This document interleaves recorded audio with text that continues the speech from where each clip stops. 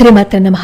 చేసింది మంచైనా చెడైనా సరే వెంటాడుతుంది అనటానికి ఈ సంఘటనే ఉదాహరణ. 1966 అప్పటి పరిస్థితుల్లో ఇందిరాగాంధీ ప్రధాని అయ్యే అవకాశమే కనిపించట్లేదు. ఆనాటి పరిస్థితులలో నిజలింగప్పకు పూర్తి మద్దతు ఉందన్నమాట. ఇందిరాగాంధీ గారికి అర్థమైపోయింది తను ఎటువంటి పరిస్థితుల్లోనూ ప్రధాని అవ్వలేదు అని. అందుకోసం తన ప్రయత్నం చేస్తూనే ఎలా అయినా సరే సాధువుల యొక్క ఆశీస్సులు, గొప్పవారి యొక్క ఆశీస్సులు తీసుకోవాలని చెప్పి అనుకుంటుందన్నమాట. అలాంటి సమయంలో ఎంతో మంది సాధు సత్పురుషులని కలుసుకుంటారు. అప్పుడు కలుసుకున్నప్పుడే దేవరా బాబాని కలుసుకుంటారు, కంచి మహాస్వామి వారిని కలుసుకుంటారు, కర్పాత్రి స్వామి వారిని కూడా కలుసుకుంటారు. దేవరా బాబా కూడా చెప్తారు, నువ్వు ప్రధాని అయిన తరువాత గోవుల మీద జరుగుతున్న హింసాకాండని ఎలాగైనా సరే నిషేధించాలి, నువ్వు ఆ పని చేసి తీరాలని. అప్పుడు అక్కడ కూడా మాట ఇచ్చేస్తారు ఇందిరాగాంధీ. కంచి మహాస్వామి వారి దగ్గరకు వచ్చినప్పుడు మహాస్వామి వారు కూడా అదే మాట చెప్తారు, అక్కడ కూడా మాట ఇచ్చేస్తారు.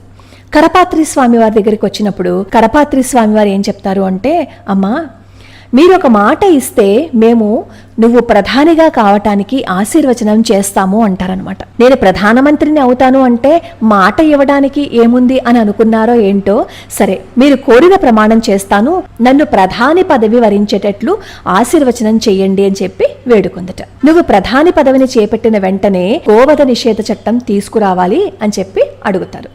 అలాగే స్వామి అని చెప్పి అక్కడ మాట ఇచ్చి వచ్చేస్తారు. ఆ గొప్ప వాళ్ళ ఆశీర్వచన బలమో లేదా ఆవిడ అదృష్టమో గాని ఆ తరువాత ఇందిరాగాంధీ భారతదేశానికి మహిళా ప్రధానిగా పదవి చేపడుతుంది. కర్పాత్రి స్వామి వారు 2 సార్లు ఇందిరాగాంధీని కలిసి ఆమె ఇచ్చిన మాటని నిలబెట్టుకోమని చెప్పి అడుగుతారనమాట.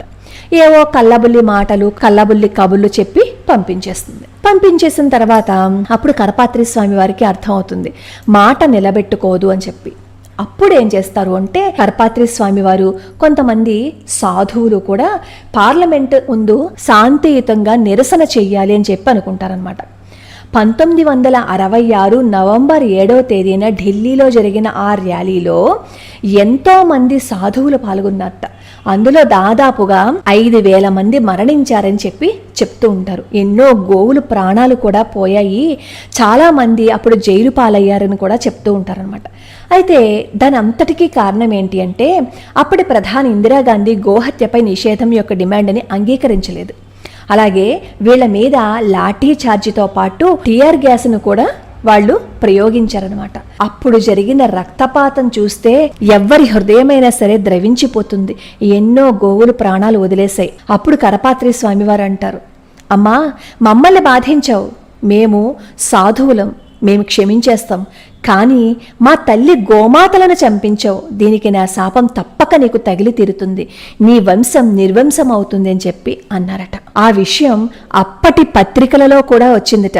ఆర్యవ్రత్ అని, కేసరి పత్రికలలో ఈ విషయాన్ని ప్రచురించారట కూడా. అయితే ఆ తర్వాత ఇందిరాగాంధీ ఎలా చనిపోయారో మనందరికీ తెలుసు. ఇది కేవలం యాదృచ్ఛికంగా మాత్రమే జరగలేదు, ఎంతో మంది సాధువుల యొక్క శాపం ఈవిడికి తగిలింది అని మనకు అర్థమవుతుంది. స్వామీజీ అనుచరులను, గోవులను చంపేసిన రోజు ఏంటో తెలుసా? గోపాష్టమి. గోపూజకు అత్యంత పవిత్రమైన రోజు. ఇందిరాగాంధీని హత్య చేసిన రోజు కూడా గోపాష్టమే. అంతేకాదు సంజయ్ గాంధీ, రాజీవ్ గాంధీ కూడా మరణించారు. తాత్కాలికంగా ధర్మం ఓడిపోయినట్టు మనకి కనిపించిన ధర్మం గెలిచి తీరుతుంది అనటానికి ఈ సంఘటనే ఉదాహరణ. కానీ దురదృష్టవశాత్తు ఇప్పటికీ గోవధ ఆగలేదు, అలా జరుగుతూనే ఉంది. ఎప్పుడైనా సరే మనం మన కళ్ళెదుట అన్యాయం జరుగుతూ ఉన్నప్పుడు చూస్తూ ఊరుకోకుండా దాన్ని ప్రశ్నించగలిగినప్పుడే కొంతలో కొంతైనా మార్పు వచ్చి తీరుతుంది. లోకా సమస్తా సుఖినో భవంతు, సర్వే జనా సుఖినో భవంతు.